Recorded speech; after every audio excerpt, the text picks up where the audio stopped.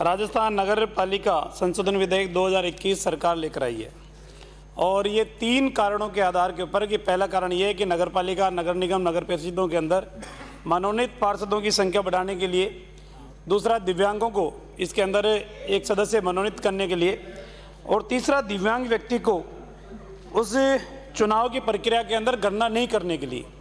और ये 3 आधारों के ऊपर ये संशोधन लेकर आई है। मैं इसके कारण और उद्देश्य देख रहा था सभापति महोदय, तो इन्होंने लिखा कि व्यक्तियों के स्थानों की संख्या में भी वृद्धि किए जाने की व्यापक रूप से मांग विभिन्न लोक प्रतिनिधियों और संगठनों द्वारा की जाती रही है। तो माननीय मंत्री महोदय, ये जो प्रतिनिधि और संगठनों के पत्र आपको मिले होंगे, तो एक बार वो भी टेबल कर देना कि किस किस ने लिखे हैं या जनप्रतिनिधि और संगठन कौन कौन से हैं जिनकी मांग पे आप ये कानून में संशोधन लेकर आए हो। सभापति महोदय, मेरा सीधा सीधा आपसे एक ही निवेदन है, जब हमारी सरकार एक संशोधन लेकर आई थी कि स्थानीय निकाय और पंचायत राज के चुनावों के अंदर शैक्षणिक योग्यता निर्धारित की गई और उस शैक्षणिक योग्यता के बाद में पहली बार जो सेक्रेटरी ग्राम पंचायतों के सरपंच साहिबानों का दुरुपयोग करते थे या उनको स्टैम्पेड समझते थे, पढ़े लिखे लोग ग्राम पंचायतों के अंदर आने लगे, सब विवेक के आधार पर निर्णय करने लगे।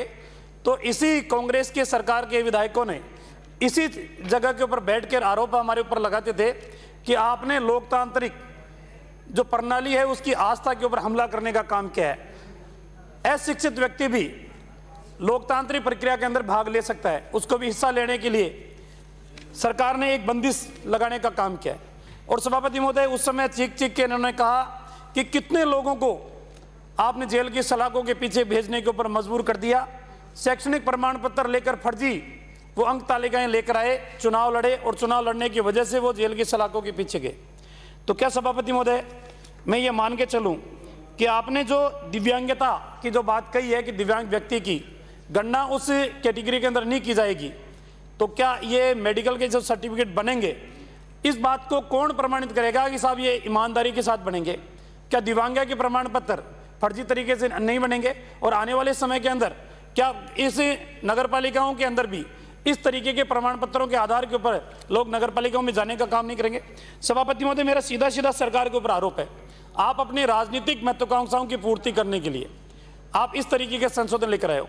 आप यदि नगर पालिकाओं के अंदर संशोधन लेकर आते तो संशोधन ये लेकर आते कि राजस्थान में हाईकोर्ट के आदेश के बावजूद कितनी नगर पालिकाएं ऐसी है जिन नगर पालिकाओं में अधिशासी अधिकारी, आप नगर पालिकाओं में चार्ज किसको दे रहे हो? कोई जयन है तो आप जयन को चार्ज दे रहे हो, कोई वहां पर बाबू है, एलडीसी है, एलडीसी को आप चार्ज दे रहे हो, अगर एलडीसी नहीं तो आप तो चपरासी को चार्ज देने के लिए तैयार हो। नगर पालिकाओं के अंदर सीधा सीधा मेरा आरोप है सभापति महोदय, इन नगर पालिकाओं को ठेकेदार चलाने का काम करते हैं। ठेकेदार कांग्रेस के जनप्रतिनिधियों के पास जाते हैं, उनसे डिजाइन करवाते हैं और अपना इच्छित कर्मचारी लगाने का काम करते हैं।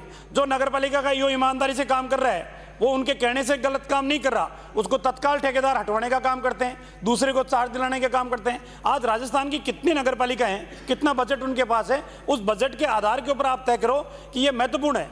अभी सिरोही से आने वाले मान्य सदस्य कह रहे थे कि मास्टर प्लान तो आपने बना दिया, लेकिन मास्टर प्लान की पालना कौन कर रहा है? कितनी नगर पालिका ऐसी है जो मास्टर प्लान की अनुसार काम करने में काम कर रही है? आज भी सभापति महोदय, नगर पालिका, नगर परिषद, इनके अंदर बेशकीमती जमीन पड़ी है, क्यों नहीं आप इनका लैंड बैंक बनाने का काम करते हो? लेकिन इन्हीं के चुने हुए जनप्रतिनिधि उस सरकारी संपत्ति को खुर्द-बुर्द करने का काम करें।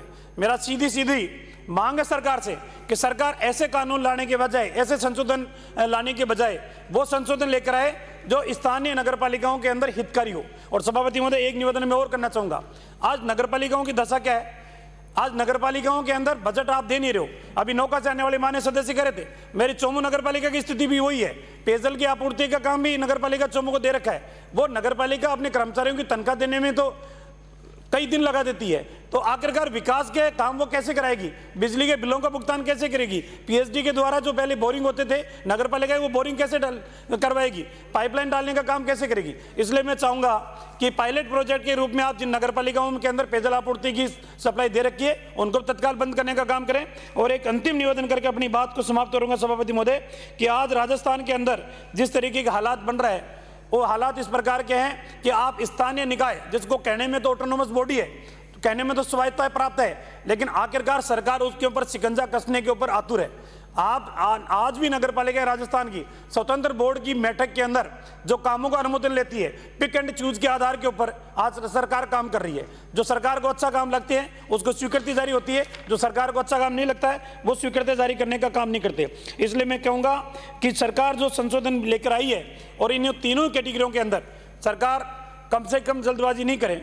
वैसे जल्दबाजी आपको इस बात की होगी कि हमारा कल का भरोसा नहीं, आप रात को आराम से सोओगे, कल सुबह सूर्य उदय होगा तो क्या गुल खिले हुए मिलेंगे राजस्थान में, आपको भी पता है, कुछ भी हो सकता है। इसलिए आप डर और भय के आधार के ऊपर जो संशोधन लेकर आए हो इनको बंद करो। और सभापति महोदय आपसे निवेदन करूंगा कि सरकार इनको जनमत जानने के लिए प्रचारित करे और आने वाले समय के अंदर आप सदन का समय खराब ना करें इस तरीके के संशोधन लेकर आने के लिए। समय दिया, बहुत बहुत धन्यवाद। श्री शोभा